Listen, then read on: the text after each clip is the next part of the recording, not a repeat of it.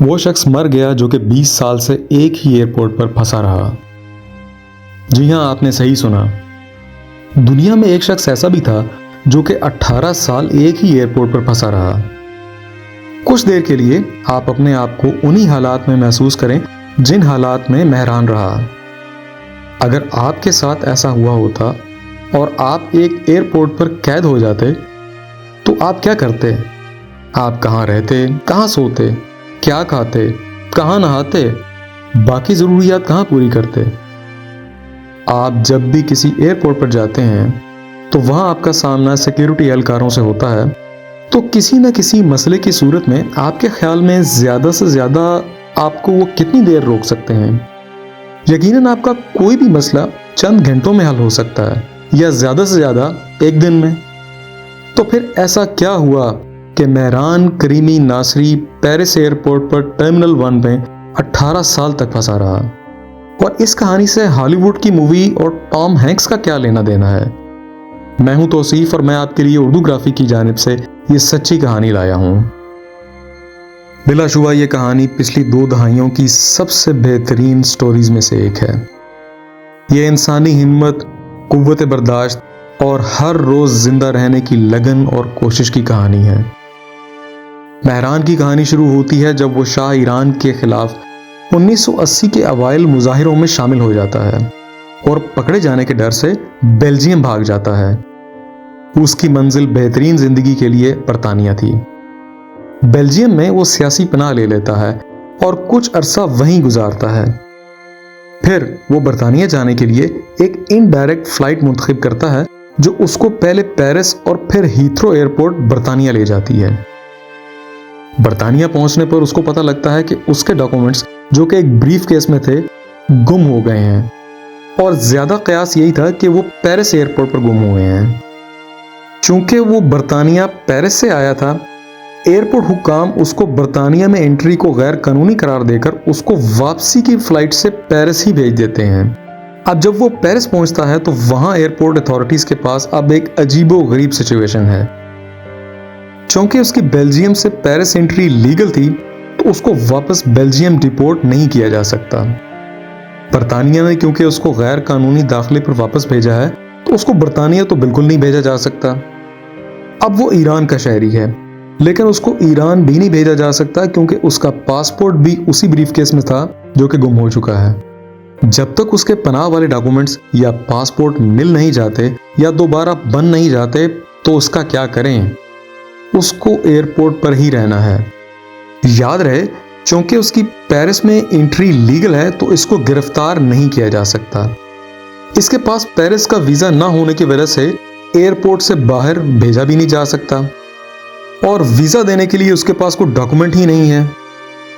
अब उसको टर्मिनल 1 पर ही रहना है, मगर कितनी देर? यहां से मेहरान नासरी करीमी की जिंदगी हमेशा के लिए तब्दील होना शुरू हो जाती है। वो वक्ती तौर पर अपनी जिंदगी एयरपोर्ट पर ही गुजारना शुरू कर देता है। मेहरान कभी किसी का बचा खाना खा लेता है तो कभी भूखा ही रहता है। रात के आखिरी पहर जब एयरपोर्ट पर रश कम हो जाता है तो वॉशरूम में जाकर नहा भी लेता है और अपनी बाकी जरूरियात भी पूरी कर लेता है। अब टर्मिनल 1 में मौजूद रेस्टोरेंट के अमले से ताल्लुकात बनाना ताकि वो उसको कुछ खाना दे सकें, आने जाने वाले मुसाफिरों से घंटों बातें करना या कुछ लम्हात की गुफ्तगू करना अब उसकी छोटी सी कामयाबियां हैं।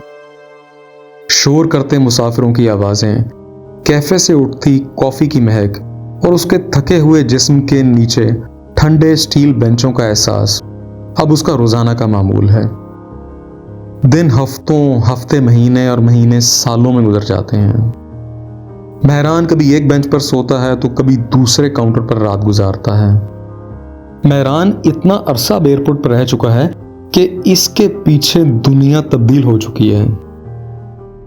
1986 में चेरनोबिल का एक हादसा हो गया, दीवारें बर्लिन गिर गई, बुश को सद्दाम से मैस डिस्ट्रक्शन के वेपन्स ना मिल सके, सोवियत यूनियन कोलैप्स हो गया, रवांडा में एक जेनोसाइड हुआ, साउथ अफ्रीका में डेमोक्रेसी आ गई, बहरे हिंद में सुनामी आई, कटरीना आया और सितंबर 11 के अटैक्स हो गए, लेकिन मेहरान उसी एयरपोर्ट पर रहा।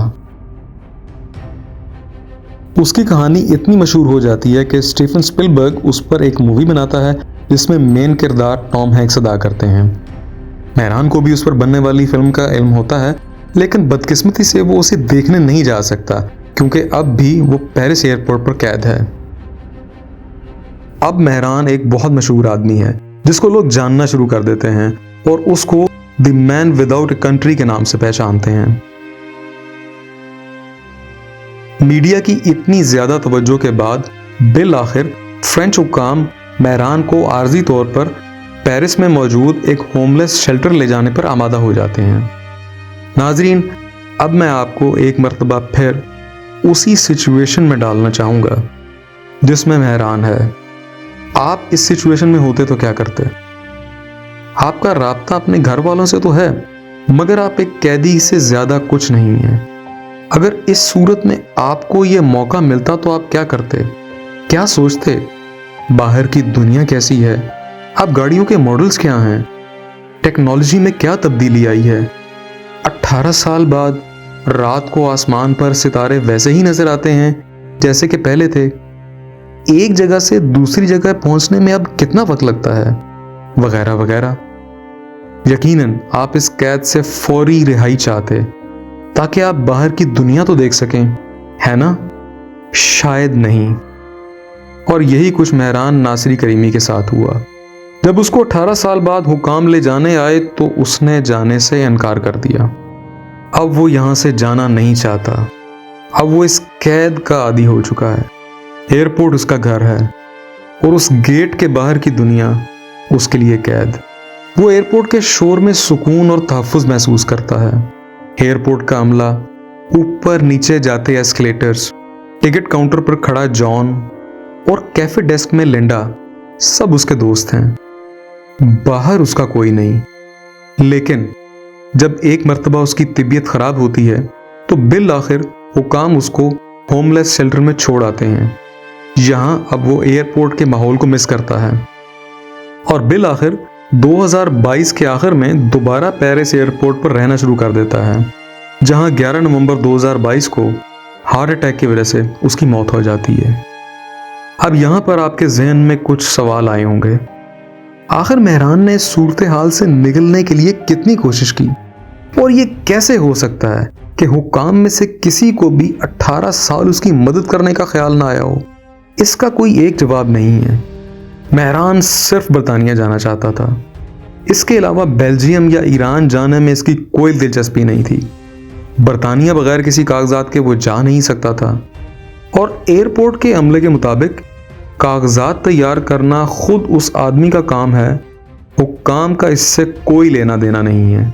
ये एक नामुकम्मल जवाब है और इसी नामुकम्मल जवाब के साथ मैं आपसे इजाज़त चाहूँगा।